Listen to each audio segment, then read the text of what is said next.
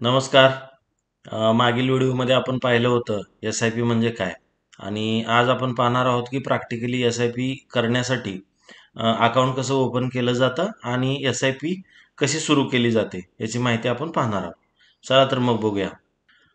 सर्वप्रथम तुम्हाला Google open करायचं आहे आणि गुगलवरती लिहायचं आहे तुम्हाला top demat account in India. त्याच्यामध्ये तुम्हाला असे वेगवेगळे अकाउंट्स दाखवेल इकडे.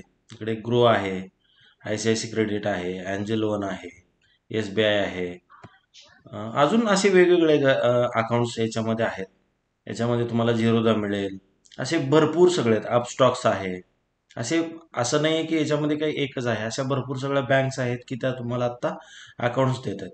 पण आपण जी माहिती पाहणार आहोत ती जी आहे ते झिरोदाची पाहणार आहोत. का तर हे मला अतिशय चांगलं वाटलेलं आहे आणि एकदम सिंपल आणि सोपं आहे.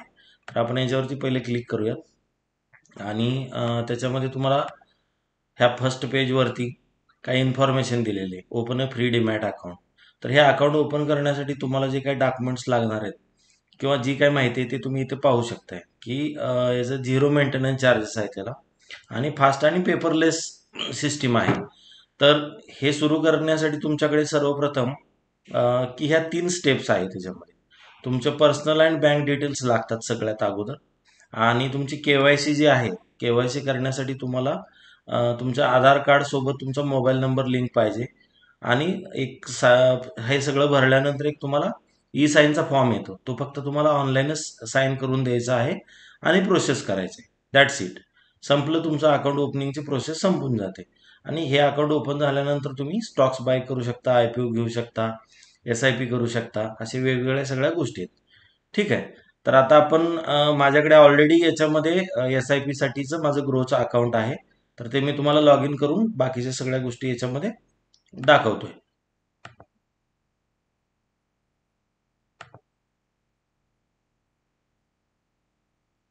तुम्ही इथे बघू शकताय की मी माझ्या रजिस्टर्ड मेल आय वरून लॉग इन करतोय आणि एक इथं 4 डिजिटचा पिन ठेवलेला आहे. तो पिन टाकायचा आहे आणि तुम्हाला पुढे जायचं आहे. ठीक आहे. आता इथे जो समोर जो दिसतोय हा डॅशबोर्ड आहे आणि तुम्ही याच्यावरती जेव्हा एस-आय-पी सुरू करण्यासाठी तुम्हाला म्युच्युअल फंड्सवरती क्लिक करायचं आहे. ठीक आहे. म्युच्युअल फंडवरती क्लिक केल्यानंतर ज्या फंडमध्ये तुम्हाला इन्व्हेस्टमेंट करायचे आहे अशा फंडची जी माहिती तुम्ही ऑलरेडी काढलेली असेल किंवा काय बघू शकताय तुम्ही की फंड इन्व्हेस्टमेंट करत असताना तुम्ही याच्यामध्ये गुगलवरती सर्चही करून बघू शकताय की टॉप 10 एस-आय-पी इन 2024 असं तुम्ही टाकू शकताय. हं? आणि हे वेगवेगळे अनालिसिस करून याच्यावरती जे दिलेले असतात तर हे समोर तुम्ही असे बघू शकता की याच्यामध्ये त्यांनी असून दाखवलेलं आहे. अजून 50 मोर्सवरती केल्यानंतर तुम्ही बघू शकताय की तुम्हाला असे वेगवेगळे इथं फंड्स दिसत आहेत. ठीक आहे. तुम्ही यामधला कोणताही एक घ्या. हे फंड सिलेक्ट करताना तुम्ही तुमच्या हिशोबानं करा. तर मी यातला हा निपॉन इंडिया घ्यायचा विचार आहे माझा आणि तो मी आता इथे तुम्हाला समोर बाय करून दाखवतो. ठीक आहे. आता इथेच पण माझ्या लिस्टमध्ये तुम्हाला इथं दिसतोय की निपॉन इंडियाचा सध्याचा हा जो फंड आहे. तर या निपॉन इंडियाच्या फंडमध्ये आपण बघत असताना तुम्हाला एक गोष्ट लक्षात येईल.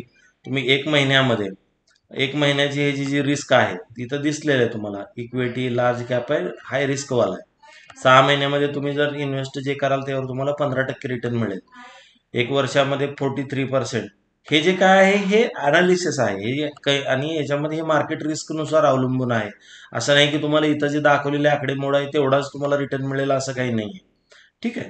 त्याच्यामुळे फंड सिलेक्ट करत असताना तुम्ही त्याचं वेगवेगळ्या पद्धतीने अनालिसिस करून बघू शकताय आणि याच्यावरती रिटर्न कॅल्क्युलेशन्स पण आहे.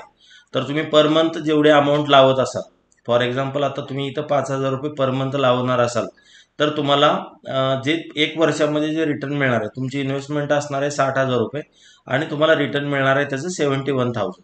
ठीक आहे. आता आपण फॉर एक्झाम्पल पकडून चालू की इकडे 500 रुपयाचे आहे किंवा 1,000 रुपयाची. आपण असे 1,000 रुपयाची पकडू किंवा 500ची पकडू. 500 रुपयाची तुम्ही लावत असाल आणि त्याच्यामध्ये तुमची इन्व्हेस्टमेंट होणार आहे 6,000 रुपयाची आणि तुम्हाला रिटर्न मिळणार आहे 7,191, म्हणजे नियर बाय 19%. ठीक आहे. तर अशा तुमच्या कॅपेबिलिटीनुसार जेवढी तुम्हाला इन्व्हेस्टमेंट करायची आहे त्यानुसार तुम्ही फंड सिलेक्ट करा आणि तुमचा जी काही इन्व्हेस्टमेंट करायची अमाऊंट आहे ती तुम्ही सिलेक्ट करू शकता.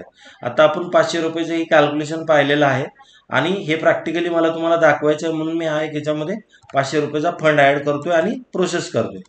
एवढी सोपी प्रोसेस आहे हे ग्रोमध्ये, त्याच्यामुळे मी रिकमेंड करतो की तुम्ही ग्रोला जावा आणि हे अकाउंट ओपन करण्यासाठीची जी काही लिंक असेल त्याची मी माझ्या व्हिडिओच्या कमेंट किंवा डिस्क्रिप्शनमध्ये मी तुम्हाला याची लिंक देईल.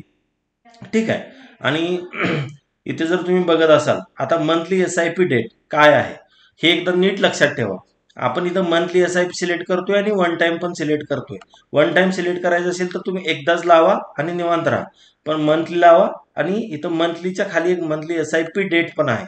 मंथली SIP डेट काय आहे नक्की, तर तुम्ही प्रत्येक महिन्याच्या कोणत्या तारखेला तुमचा हप्ता कट झाला पाहिजे त्याची तारीख आहे. तर मी मोस्टली 15 ठेवतो, का तर सॅलरी वगैरे लोकांची होते, सर्वांची होते, त्यामुळे काही जणांची 1 तारखेला होते, काही जणांची उशिरा होते, काही जणांची लवकर होते. पण आपण आपल्या फायनान्शियल ऍडजस्टमेंटनुसार महिन्याचा मधला दिवस हा 15 आहे म्हणून आपण ते ठेवतोय. ठीक आहे. आता मी ही निपॉन इंडियामध्ये माझी SIP जी आहे तर ही मी 500 रुपये, जसं आपण मागच्या व्हिडिओमध्ये पाहिलं होतं की आपण महिन्याला 500 रुपयाचं करायचा असा विषय ठरला होता. ठीक आहे. मी महिन्याची तारीख ठेवली 15, स्टार्ट SIP. ठीक आहे. आता मला एक त्यानं मोबाईलवरती माझ्या 6 डिजिटचा कोड पाठवलेला आहे, तो मी कोड इथे कॉपी करून घेतोय आणि जो आलेला माझ्याकडे कोड आहे तो मी कोड टाकतोय. ऑथेंटिकेशनसाठी तो आपल्याला कोड विचारतो.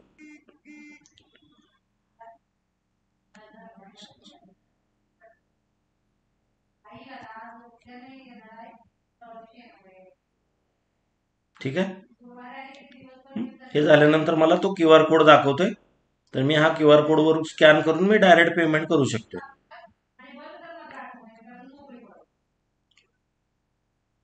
मी आता हा QR कोड स्कॅन केलेला आहे. ठीक आहे. आता सक्सेसफुली ट्रान्झॅक्शन झालेलं आहे आणि तुम्हाला समोर दिसेल. ठीक आहे. Order successfully done.